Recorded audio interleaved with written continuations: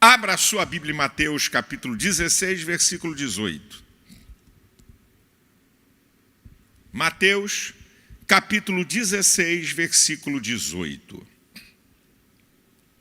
Diz assim o texto da palavra: Pois também eu te digo que tu és Pedro, e sobre esta pedra edificarei a minha igreja, e as portas do inferno não prevalecerão contra ela. Eu quero falar sobre a igreja do Deus vivo, uma palavra que todo mundo conhece. Eu digo que eu não sou pregador de coisas que você nunca ouviu, eu não sou esse pregador. Eu vou pregar o que você já ouviu, mas vou lembrar você que eu gosto muito de citar o que Paulo diz em Filipenses 3:1. Eu não me canso de escrever as mesmas coisas, porque é segurança para vós. A repetição é fundamental para o aprendizado. Então eu vou falar coisas que você sabe, mas para lembrar você o que é a igreja do Deus vivo. Na minha introdução, esse texto, Jesus está falando ali com Pedro, quando ele diz, tu és o Cristo, o Filho do Deus vivo, E aí ele diz, olha, eu vou edificar, é o que diz o texto, é o que diz o versículo. Pois eu também te digo que tu és Pedro, e sobre esta pedra edificarei a minha igreja. Tu és Petros, blocos de pedras removíveis. E sobre esta pedra, sobre a Petra, blocos de rocha irremovível. É um trocadilho de palavras. Jesus não está dizendo que Pedro é o fundamento da igreja. E qual é a prova? Existe uma coisa na teologia: texto sem contexto é pretexto para heresia.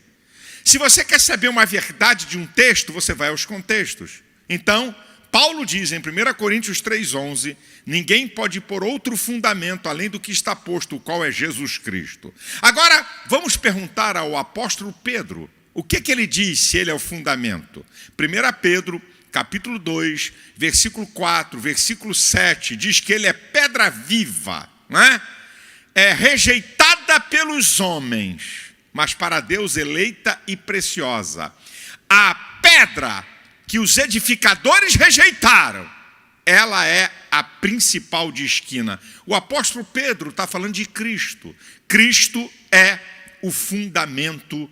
Cristo é o fundamento da igreja e não o apóstolo, e muito menos Pedro, e muito menos homem. A igreja está fundamentada em Jesus Cristo. Agora, querido, eu quero mostrar aqui algumas características fundamentais da igreja de Jesus Cristo. Algumas características fundamentais da igreja de Jesus Cristo. Primeiro, a declaração que Jesus está fazendo. Eu edificarei a única. Só tem uma igreja de Cristo. Não tem duas. Uma característica da igreja é que ela é única. Aí você diz assim, mas pastor, com todo respeito, o senhor está dizendo que a igreja é única, mas tem um monte de denominações. Você é que está fazendo uma confusão. A Bíblia fala em 1 Pedro 4:10 que é multiforme graça, não uniforme graça. Como Deus fez indivíduos, nós somos indivíduos, a qualidade de ser único, insubstituível, incomparável, inconfundível. Não tem ninguém igual a você, tem alguém parecido com você. Você é uno no planeta Terra. Deus manifesta a sua graça de maneira multiforme. E em 1 Coríntios, capítulo 12, a partir do versículo 12, a Bíblia diz que a igreja é um corpo, e corpo é um conjunto de membros interdependentes, de membros diferentes. Então, por isso que tem várias denominações, mas é um corpo só. É um corpo só. Membros diferentes, mas um corpo só. A igreja de Jesus é única, formada por aqueles que entregaram a sua vida a Cristo, reconhecem Ele como único Salvador e obedecem a sua palavra. Aí está a igreja do Deus vivo. Então a primeira característica dessa igreja é que ela é única. Eu edificarei a. Segunda característica, minha. A igreja é de Jesus. Está usando aí o possessivo. a minha igreja. A igreja não é de pastor. A igreja não é de líder religioso. Por isso que eu fico vendo o pastor aí, por aí afora, amaldiçoar crente. Dizer que o crente não pode ir ali, ou não pode ir aqui, não pode ir àquela igreja, ou não pode ir àquela, eu vou te amaldiçoar. Rapaz, esses caras são loucos. O que é que eles estão pensando? Que são donos da igreja? Rapaz, nós somos mordomos responsáveis principais. Mas nós não somos donos da igreja. Nós não somos donos do patrimônio da igreja, do recurso da igreja, nem das pessoas da igreja, porque a igreja é de Jesus, é a minha. Não é a igreja de homem para fazer o que quer, para manipular o povo para o que quer, para levar o povo para seus interesses mesquinhos. A igreja é de Jesus. Eu edificarei a minha igreja. Terceira característica, a eclésia, a igreja é a comunidade dos cristãos. Essa que é a igreja. A comunidade dos cristãos. Não existe igreja sem interação entre pessoas. Volto eu para 1 Coríntios capítulo 12, a partir do versículo 12. A igreja é comparada a um corpo, conjunto de membros interdependentes. O corpo, os membros do corpo só funcionam, só têm vida se estiverem ligados no corpo um ao outro. Se você tirar o fígado, que tem mais de 200 funções no organismo humano, ele apodrece, não tem utilidade. Não existe igreja online. Existe sim a transmissão do culto online. Igreja é interação pessoal. Para que você possa sobreviver espiritualmente, você precisa um do outro. Porque essa é uma característica da igreja. É a comunidade dos cristãos. Então, meu querido, não existe igreja você isolado. Não existe igreja você só na sua casa. Você tem que interagir com os membros do corpo, porque isso é saúde e vida espiritual. Eu edificarei a minha igreja. Em quarto lugar, a quarta característica da igreja: as portas do inferno não prevalecerão sobre ela. A igreja é poderosa. A igreja é poderosa, gente. A igreja, quando diz que as portas do inferno não prevalecerão contra ela, a igreja não vai sucumbir à morte nem à destruição. Nada pode destruir a igreja do Deus vivo. Quer olhar a história? Quer olhar o que os imperadores fizeram? Onde cristãos eram espetáculos para a plateia, trucidado por leões? Você quer? E a igreja acabou? Não. Deixa eu dar um dado para você. Quando o comunismo entrou na China, o comunismo ferrenho, e que houve um silêncio sobre o que estava acontecendo lá. Tinha uma igreja na China, e o comunismo fez uma perseguição, como é típico deles em qualquer lugar do mundo, de perseguir a igreja. 50 anos depois, quando começou a ter notícias e começou a China a abrir, tinha uma igreja com mais de 10 milhões de pessoas. Mataram um pastor, botaram cristãos na cadeia, mas ninguém pode destruir a igreja. Olha o que o islamismo está fazendo hoje. No Irã, pastores assassinados e sendo colocados na cadeia. Cristãos sendo assassinados. Uma verdadeira cristofobia no mundo, em que ninguém fala nada, nem a imprensa fala nada. É só pesquisar os dados, mas não conseguem acabar com a igreja. Porque a igreja possui um poder, uma autoridade que Deus deu à igreja. A igreja tem poder. Tanto é que você encontra em Mateus dizendo: tudo que ligares na terra será ligado no céu. E se alguém pensa que isso foi falado para Pedro, vá no capítulo 18 de Mateus, do versículo 18 ao 20, quando Jesus está falando com os discípulos. O que vocês ligarem na terra será ligado no céu. Se 2 ou mais concordarem acerca de qualquer coisa, será feito por meu Pai que está nos céus, porque onde estiverem 2 ou 3 reunidos, aí estou eu no meio deles. Não é Pedro que tem a chave do reino. E também não é Pedro que desligou a igreja. É a igreja que tem autoridade e poder. A igreja tem autoridade e poder. E quando diz se 2 ou mais concordarem, está falando de harmonia total. A harmonia não é apenas concordância de palavra. É harmonia de pensamento, harmonia de fé, harmonia de convicção. Isso é para você saber o que é a igreja. Em quinto lugar, a igreja é a agência do céu na terra. 2 Coríntios 5:20, o apóstolo Paulo diz que somos embaixadores de Deus, não é? Aqui nessa terra. A igreja é a agência do céu na terra. É a igreja que traz o reino de Deus para ser manifestado aqui na terra. Na cultura, nas ciências, na arte, na política, na economia, na educação, em todas as áreas, do empresariado, do pobre, do rico, da classe média. É a igreja que é a verdadeira embaixada do céu na terra. Em sexto lugar, sexta característica da igreja, a igreja do Deus vivo. Está lá em 1 Timóteo, capítulo 3, versículo 15. São as duas últimas características, né?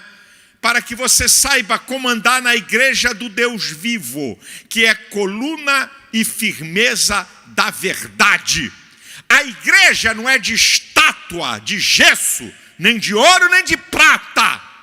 A igreja não é de pseudos santos, traduzidos em imagens.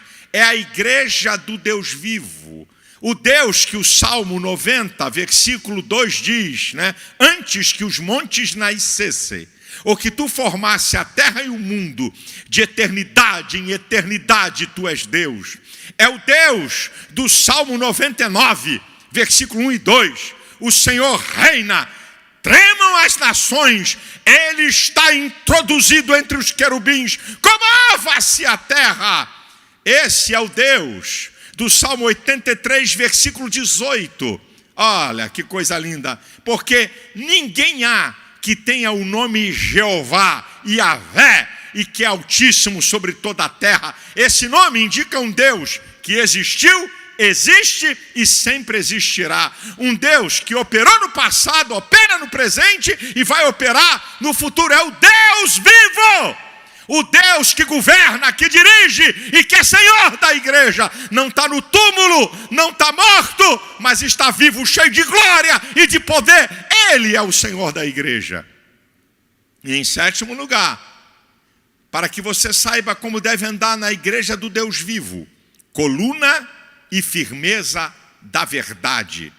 A igreja proclama a verdade do Evangelho, que Jesus salva, perdoa, liberta, transforma, cura, abençoa, salva e dá vida eterna. É a igreja que proclama a verdade do Evangelho. E agora, eu quero fazer algumas considerações para você. Eu dei aqui coisa muito simples, para você entender o que é a igreja. Para você entender essas características da igreja. Ela é única, ela é de Jesus, ela é a comunidade dos cristãos, ela é poderosa, ela é a embaixada do céu aqui na terra, a igreja é do Deus vivo e ela é a firmeza da verdade, é a igreja. Agora, algumas considerações que têm a ver com a igreja, que eu quero trazer para você. A primeira consideração, que Jesus Cristo é o cabeça da igreja. Isso é, Ele governa, Ele dirige, Ele tem o controle. Colossenses 1,18 diz, né, que Ele é o cabeça da igreja, o princípio, o primogênito dentre os mortos, para que em tudo tenha preeminência. Ele tem preeminência na igreja, a prioridade é dele. Saiba que quem dirige a igreja é Jesus Cristo. É importante você saber disso. É importante você saber disso. A igreja não é dirigida pela intelectualidade de pastores. A igreja é dirigida pelo Senhor. Eu estou dizendo aqui para você, porque isso aqui é uma verdade. Número 2, Ele é o Senhor da igreja. Lá no original, todas as vezes que Jesus é chamado de Senhor, é o Adonai, é o dono, é o que manda. É Ele que manda. Então uma coisa está linkada à outra. Em terceiro lugar, se Ele é Senhor e se Ele manda, nós temos que cumprir a missão que Ele ordenou para a igreja. Nós temos que cumprir a missão que o Senhor nos entregou, nos ordenou. Não custa nada repetir para o povo da DEVEC o que eu já venho falando. Nós estamos no ano do discipulado. Marcos 16:15, Jesus falou para a gente pregar, proclamar o Evangelho. Mateus 28, 19 e 20, mandou ensinar, isso é, primeiro os princípios do Evangelho, fazer discípulos, batizar pessoas. E é isso que nós temos que fazer. O objetivo da igreja não é fazer festas. O objetivo da igreja não é fazer eventos fantásticos. O objetivo da igreja, se Ele é o Senhor e se você é da igreja de Cristo, você tem que obedecer. É pregar o Evangelho, é fazer discípulos, é batizar, é ensinar. Você está fazendo isso? Nesse tempo que você está em casa, você está ligando para quem? Você está mandando mensagem para quem? Quem é que você está discipulando? Já esqueceu? Nós somos a igreja de Cristo. Uma outra coisa importante, saber que Cristo é o cabeça, que Cristo é o Senhor, e como membros do corpo de Cristo temos que obedecê-lo. Mas em quarto lugar, não custa nada dizer que Jesus tem todo o poder. Em Mateus 28, 18, quando Ele ressuscita, Ele declara, é-me dado todo o poder nos céus e na terra. Jesus tem todo o poder. Ele pode abrir qualquer porta, Ele pode operar qualquer milagre, Ele pode curar qualquer enfermidade, Ele pode fazer o que Ele quer, porque o poder foi entregue a Ele. O poder foi entregue ao Senhor Jesus. Uma quinta coisa que eu quero falar para vocês é que Ele não apenas está conosco. Você é da igreja? Ele também está em você. Quando Paulo diz em Colossenses 1, versículo 26 e 27, o mistério que esteve oculto em todos os tempos, em todas as gerações, e que agora Ele quis manifestar aos santos, quais são as riquezas da glória desse mistério? O mistério que não foi revelado a Abraão, olha que privilégio é o nosso, nem a Moisés, nem a Daniel, nem a Davi, nem a Isaac, nem a Jacó, nem a nenhum dos profetas. Qual é o mistério? Cristo em vós, esperança da glória. Ele não apenas está com você, Ele está em você. João capítulo 14, versículo 16 e 17, palavras de Jesus, eu rogarei ao Pai, Ele vai enviar um outro Consolador, para que esteja convosco para sempre, o Espírito de verdade que o mundo não conhece. Ele não pode ver, nem o conhece, mas nós o conhecemos, porque habita em nós e estará conosco. Ei, você aí na tua casa, você aí nesse hospital, não sei aonde, no teu trabalho, que está assistindo essa transmissão, eu declaro que se você é a igreja do Deus vivo, você não está sozinho. Ele não está apenas com você, ocupando um espaço perto, Ele está dentro de você. Você é templo do Espírito Santo, Ele habita em você. Louvado e exaltado seja o Senhor da igreja, que é Jesus. Uma outra coisa importante para falar para vocês, em sexto lugar, nessas considerações. Se somos a igreja do Deus vivo, nós temos que cuidar uns dos outros. 1 Coríntios capítulo 12, você pode encontrar lá no versículo 25 até o 27, que nós temos que cuidar uns dos outros, porque nós somos o corpo de Cristo e seus membros em particular. E se você pegar 1 Coríntios, a partir do versículo 12, se um membro do teu corpo sofre, todo o corpo sofre. O que é que você está fazendo nessa época? Você conhece algum irmão que tem alguma necessidade, que tem algum problema? Você pode ajudar? Faça. temos que cuidar um dos outros. Você é chegado a irmãos da igreja, manda uma mensagem de otimismo para eles. Manda uma palavra boa. Você conhece alguém que está doente? Não sei se é de coronavírus ou qualquer outra doença, que aí gera muito medo, por causa desse pânico instalado. Mande uma palavra. Pergunte se está precisando de uma ajuda. Isso é igreja, gente. Igreja não é só para chegar aqui dentro, dar a paz do Senhor um para o outro, não. Não é para dar um abraço, não. É ato concreto. Se somos a igreja do Deus vivo, temos que cuidar uns dos outros. Cada um, não, vai lá na igreja, vai lá na igreja. Ei, você é a igreja. Ei, você é a igreja. Sabe o que eu penso? Eu não tenho como resolver o problema do mundo, mas posso resolver o problema que me compete. Eu não tenho como ajudar todas as pessoas necessitadas, mas eu posso ajudar alguns necessitados. Ponha isso na tua mente, no teu coração. Uma das coisas, para mim, um dos textos mais lindos sobre isso, é quando Paulo vai falar da igreja da Macedônia. Em 2 Coríntios capítulo 8, nos 3 primeiros versículos. A graça que foi dada à igreja da Macedônia, que em muita prova de tribulação houve abundância do seu gozo, que da sua profunda pobreza houve riqueza de generosidade, o que eu mesmo posso testificar. Sabe o que Paulo está falando?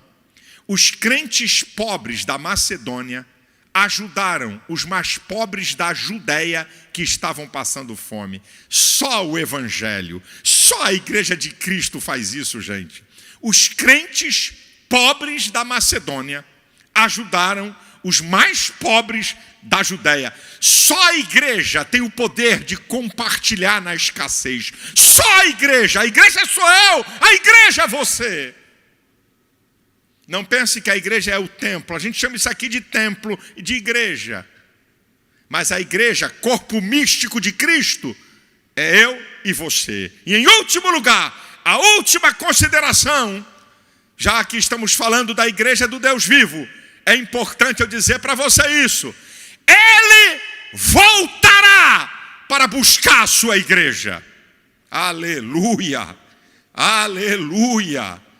Lucas capítulo 21, versículo 28 diz: quando estas coisas começarem a acontecer, levantai as vossas cabeças, olhai para cima, porque a vossa redenção está próxima.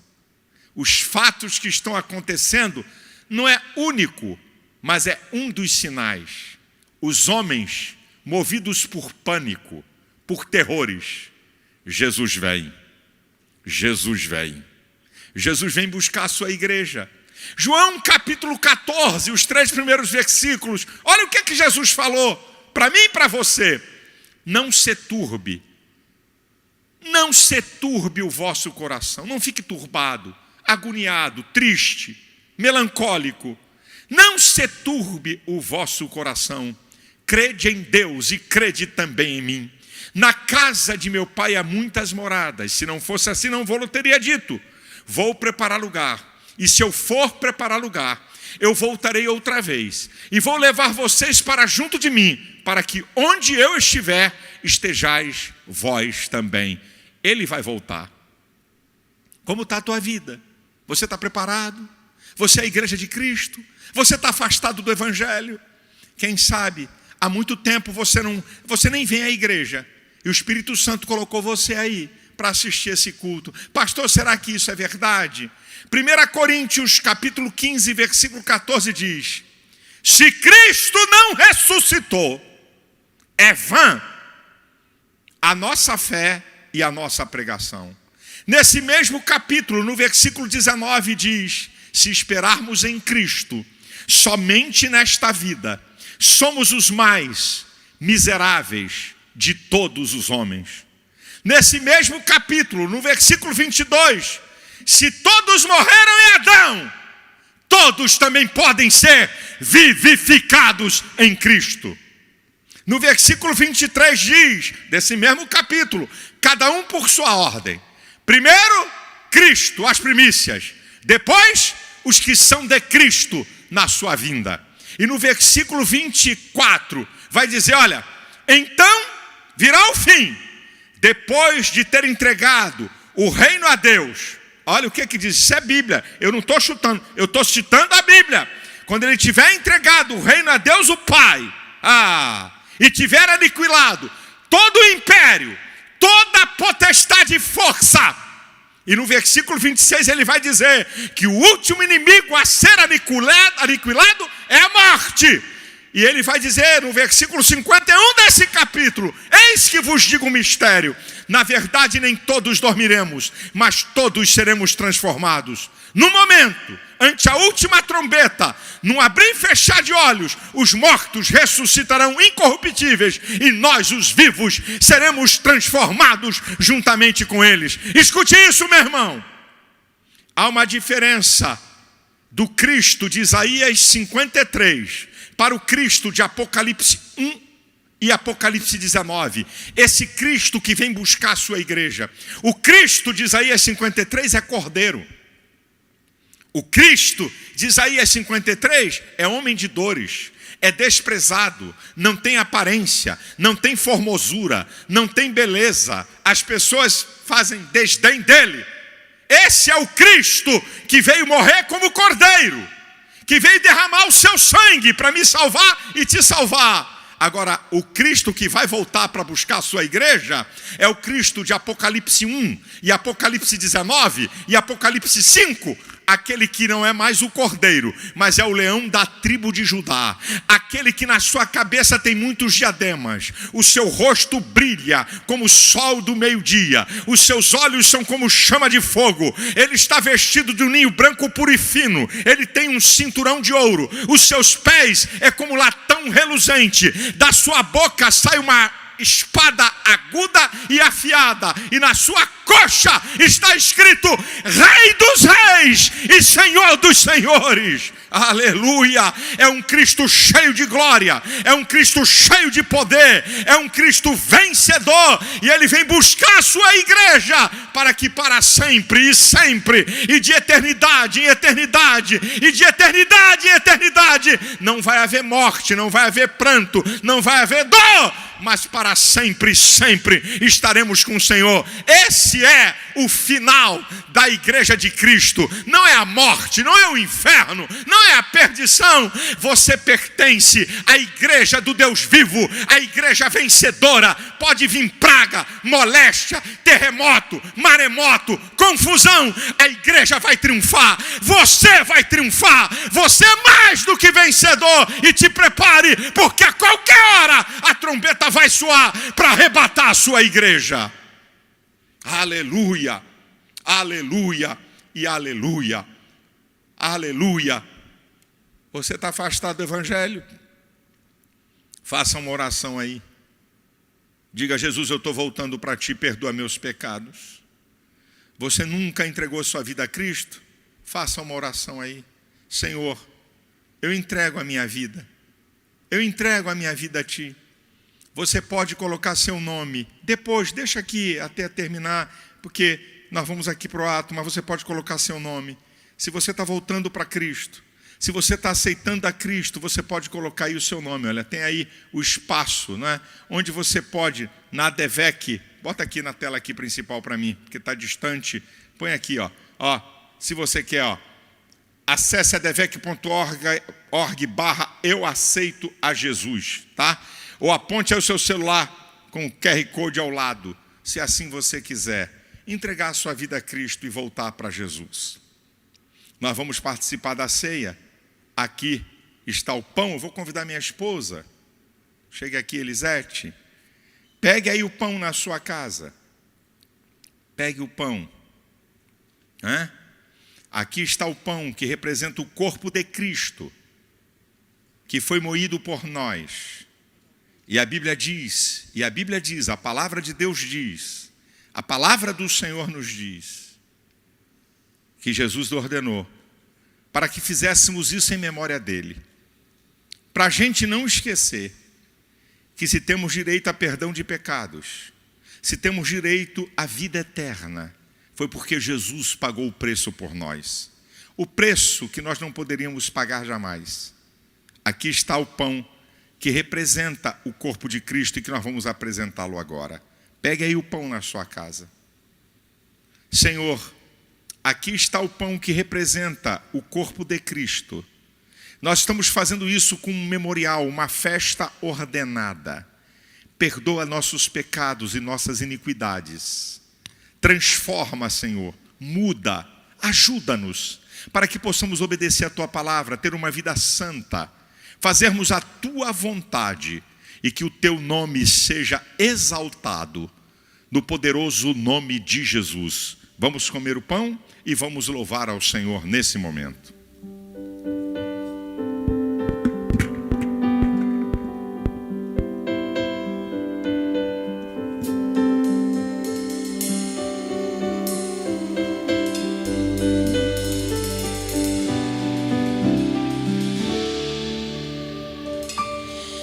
Cristo levou sobre si as nossas dores.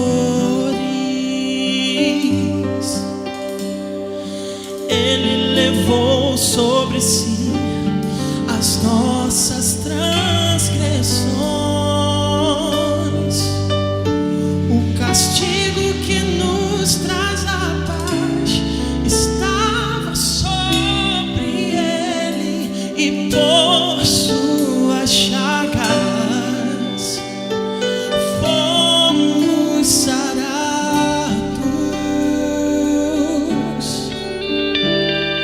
Ele levou sobre si as nossas maldições. Ele sofreu para que tivéssemos perdão. Seu sangue derramou para nos resgatar das trevas e nos lavar de toda iniquidade.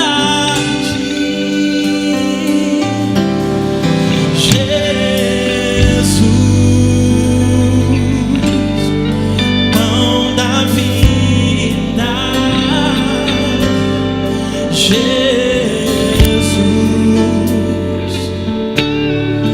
luz do mundo, príncipe da paz, maravilhoso conselheiro, fonte de eternidade e amor. Jesus, Deus Emmanuel.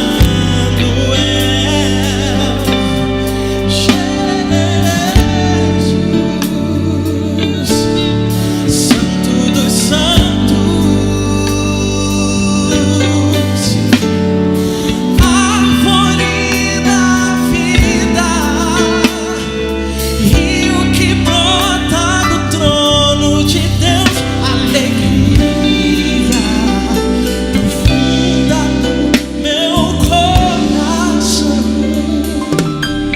recebe a adoração.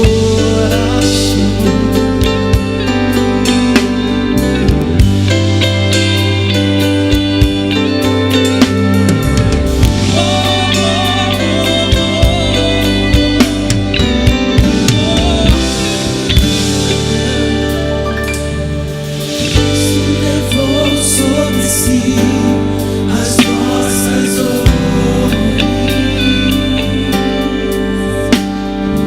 Ele levou sobre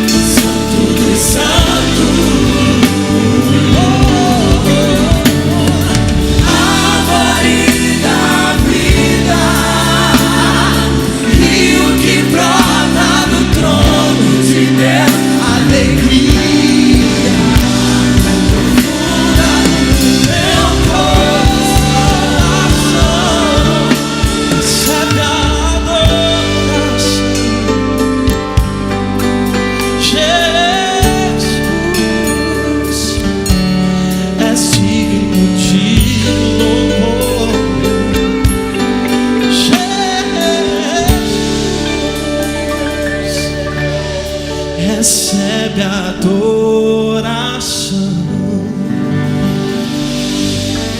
Aleluia. Há uma presença.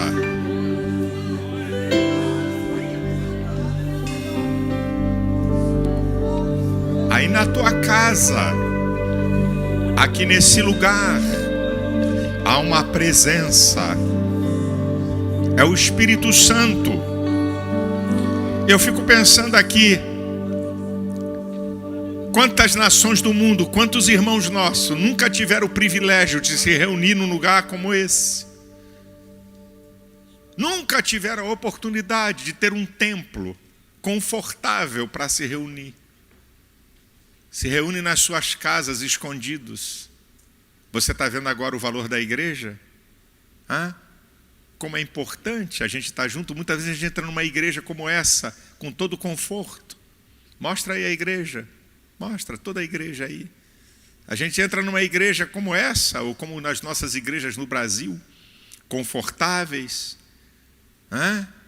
Senta do lado de um irmão e a gente nem repara a importância dele, a importância de estarmos na casa de Deus. E milhões de cristãos no mundo não podem se reunir. Isso é para você valorizar o que Deus tem feito na nossa nação. Isso é para você valorizar a importância da igreja estar junta. Isso é para você entender. E você está mais presente no culto, na igreja do Deus vivo. Pode ser que a sua igreja seja uma igreja simples. Simples. Mas como é bom estar junto dos irmãos. E em muitas nações do mundo, nem a igreja simples eles têm. Nós vamos agora participar do cálice, não é? Nós vamos participar do cálice. Pegue um vinho. Você não tem? Então pegue uma água. Pegue num copo. Não há nenhum problema. O suco de uva, se você não tem. E nós vamos fazer algo. Eu vou apresentar e depois nós vamos trocar o cálice. Você pode trocar com as pessoas que estão aí na sua casa? Ou será que antes de você trocar tem alguém aí que você tem que pedir perdão? Nesse tempo que você está junto como nunca esteve, xingando, reclamando, murmurando, brigando, sem falar com a pessoa, está dentro da casa. Essa é uma hora de você se reconciliar. Essa é uma hora de você pedir perdão, dizer, me perdoe pela minha ignorância. Ou então, foi a outra pessoa que errou, mas você é forte. Vai lá, desfaz isso. Não deixa o diabo tripudiar ou triunfar na tua casa, na tua vida. Você vai trocar o cálice. Aproveita para dizer uma coisa para o povo da DEVEC. De vez em quando nós fazemos, porque tudo aquilo que vira lugar comum perde a graça. De vez em quando a gente faz troca de vinho. Se alguém numa santa ceia, numa igreja, só ele faz uma troca com o irmão, nas mínimas coisas, você mostra com o seu ato a sua falta de unidade. Quer dizer que você troca um cálice com um diácono, só entre vocês dois, ou então com a esposa, e o povo todo não, e você acha que isso é bonito. Você não está entendendo nada sobre a unidade da igreja. Você está por fora. Você está pensando que unidade é só com a tua esposa, ou com teu filho, ou com o irmão que está perto, que você resolveu trocar o cálice. Então aprenda que uma das coisas mais importantes da nossa igreja chama-se unidade de propósito. Se numa santa ceia a gente não está trocando o cálice entre nós, então também não troque com ninguém. Até nisso você mostra a sua unidade. Então eu vou apresentar o vinho que representa o sangue de Cristo. Senhor, aqui está esse memorial. O sangue que foi derramado e que nos purifica de todo o pecado. Perdoa-nos. Quantas vezes palavras, atitudes, ações, quanta carnalidade, quanta bobagem, quanta intriga, quanta coisa que não presta para nada. Tem misericórdia de nós, lava-nos, purifica-nos, sonda o profundo do nosso ser. Retira de nós aquilo que não é do teu agrado. Purifica a nossa vida. Eu te peço e te agradeço no nome santo de Jesus. Eu vou abrir aqui o meu cálice e você troque aí com aqueles que são membros do corpo de Cristo. Vou trocar com a minha esposa e com os irmãos aqui do louvor. Aqui, ó. Vamos aqui. Tá? Estão sem? Passa lá. Isso. Troque aí na sua casa. Aleluia. Já troquei com você. Vamos trocar com eles. Abriram aí? Aqui. Pronto. Aqui. Olha aqui, minha irmã. Pronto. Aqui pra gente não derrubar. Vocês estão com o microfone, com pão. Participe do pão. Pronto. Toma, meu filho. Isso. Glória a Deus. Já trocou com o pessoal aí da tua casa? Então, bebei deles todos.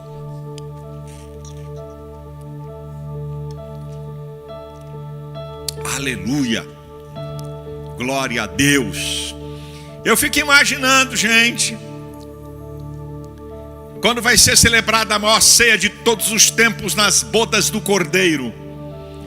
Povos, tribos, línguas, nações, tudo que é classe social, reunido com o Senhor da igreja, para celebrarmos a maior ceia de todos os tempos.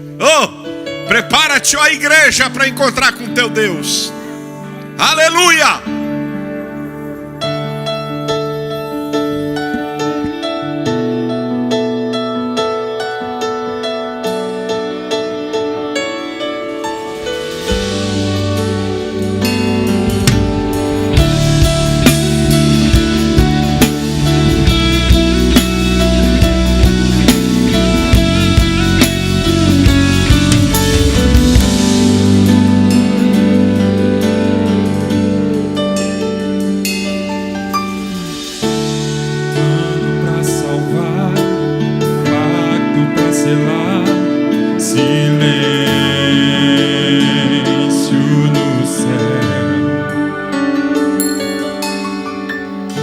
Resgate, salvação, encheu seu coração, ele nem hesitou.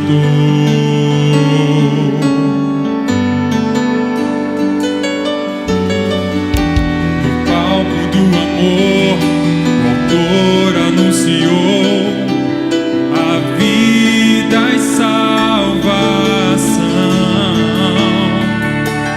Tudo que ele fez foi obedecer o plano que Deus escreveu. E quando a minha história parecia ter chegado ao fim, a sua graça me alcançou. E quando tudo parecia estar perdido naquela cruz, o seu sangue me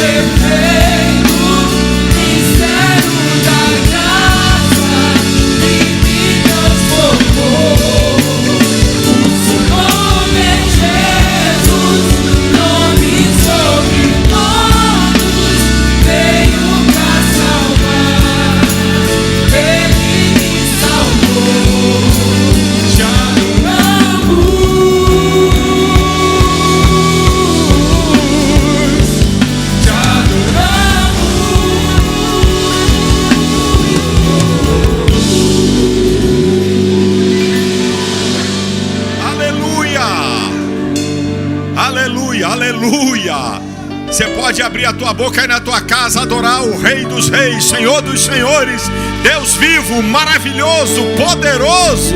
Aleluia! Nós já vamos encerrar fazendo uma oração de concordância pela nossa nação. Eu quero apenas anunciar para vocês que segunda-feira, às 19 horas, tem a nossa garotada, né? A nossa moçada, os adolescentes. Na terça-feira, nós temos aqui a transmissão do culto, o pastor Jarmute vai estar pregando. Na quarta-feira, as mulheres vitoriosas. Na quinta-feira, pastor Alfredo vai estar pregando. No sábado, os jovens. E aí vamos continuar. E eu creio, e diga aí um amém quando eu terminar, que em nome de Jesus, a próxima ceia do primeiro domingo de maio, nós vamos estar na casa de Deus, celebrando a vitória, não é? Porque nós cremos. Quero também lembrar você que segunda-feira, agora, 18 horas, no meu canal do YouTube, não vai ser por nenhuma outra fonte, pelo meu canal do YouTube, tá? Você vai entender, Malafaia sem censura, você vai ver o que é que eu vou dizer lá. E às 22 horas, eu vou estar com o pastor Cláudio Duarte, tá? No Instagram, às 10 horas da noite dessa segunda-feira. Aproveito para pedir aos nossos pastores, né, a turma de louvor e adoração da nossa igreja, que evitem na hora dessas reuniões fazerem, né, lives, fazerem transmissões, tá certo? Na hora desse horário oficial de 7 horas, tá bom? Para a gente poder ter toda a nossa turma participando, não é? Dando essa oportunidade. E hoje, 3 horas da tarde, tem aí o Espaço Kid, bota a criançada, essas mulheres, essas irmãs extraordinárias, incansáveis, de toda a Devec Brasil, que eu quero dar um aplauso para todas elas, que estão descansando, porque enfrentam uma barra, que é cuidar de filho dos outros. Que Deus dê saúde a essas guerreiras do Senhor. Mas nós temos 3 horas. No domingo que vem, né? No domingo que vem, 10 horas da manhã, nós temos aqui o culto escola. E às 11 horas, aí nós temos o espaço da criançada, isso já no outro domingo, permitindo o Senhor Jesus. Nós vamos aqui pedir a você, lembrando a você, a nossa leitura. Já estamos quase chegando ao final da Bíblia com o povo da Devec, que a gente faz leituras da Bíblia, né, do capítulo 1 ao 26 de Jeremias. Eu acho que você vai ler até em uma semana, você está sem fazer nada. Esses dias aí, aproveita a ler a Bíblia, ore mais. Aqui estão os motivos de oração, põe aí na tela, ó. Os motivos de oração para a gente poder orar, livrar o Brasil do caos social e da saúde, guardar a casa de cada brasileiro e dar sabedoria às autoridades. Antes de tudo, que se façam súplicas, deprecações e orações pelos homens que estão em eminência. Deus dá sabedoria aos nossos governantes para termos dias melhores. Então, não esqueça, põe aí de novo na tela, mais uma vez, põe aí na tela, por favor, põe aí, isso, ó, vamos orar para Deus livrar o Brasil de um caos social, de um caos de saúde, guardar a casa de cada brasileiro e sabedoria às autoridades. Vamos interceder, porque eu creio, estou sendo profeta de Deus, quando isso passar, anote o que eu vou te falar. O nosso país ainda vai experimentar um tempo de prosperidade que nunca houve em sua história. Eu declaro em nome de Jesus, declaro mais uma vez, que todas essas previsões catastróficas de pânico não acontecerão na nossa nação. Eu declaro em nome de Jesus e quero que você faça uma oração de concordância comigo aqui nesse encerramento. Vamos orar? Concorde, eu vou pausar a oração para você repetir. Nosso Deus e nosso Pai, em nome de Jesus, estamos na Tua presença. E como Tua igreja, conforme a Tua palavra nos diz, estamos ligando na terra para ser ligado no céu. E em concordância, nós declaramos, em nome de Jesus, que toda essa praga de coronavírus e tantas outras pragas que tem matado muita gente no solo brasileiro sejam repreendidas. E que se tem alguém que está nos assistindo com qualquer enfermidade, nós declaramos, em nome de Jesus, receba saúde.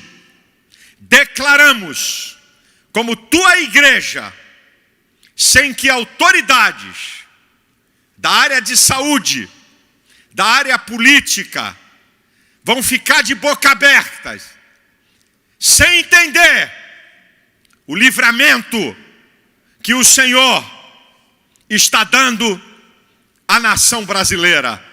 Como igreja, nós concordamos com essa oração, em nome de Jesus, amém e amém. Para terminar, não vim aqui dar uma de espiritual que fui revelado, porque Deus não me mostrou nada. Desde o dia 2 de março, que é a ADVE, que é Deus que conduz, nós proclamamos um jejum de 40 dias, que termina dia 10 de abril. De meia-noite até meio-dia, e fora isso, a pessoa se abster de um alimento que ela mais sente falta e que ela tem mais necessidade. Olha como é que Deus levou a nossa igreja, a gente jejuar pela nação, pela família, pela vida de qualquer um. Hoje, foi a pedido de líderes evangélicos. Eu fico com vergonha, é de gente medíocre no meio da igreja brasileira. Esse jejum não tem nada a ver com política. Fomos nós, líderes evangélicos, não apenas eu, mas vários líderes, que falamos para o presidente. Como aconteceu na América, Donald Trump proclamou o povo a um dia de jejum e oração. E é o que o presidente fez a pedido nosso. E eu fico com vergonha de pastores que perderam completamente a visão de reino. De pastores que perderam a fé.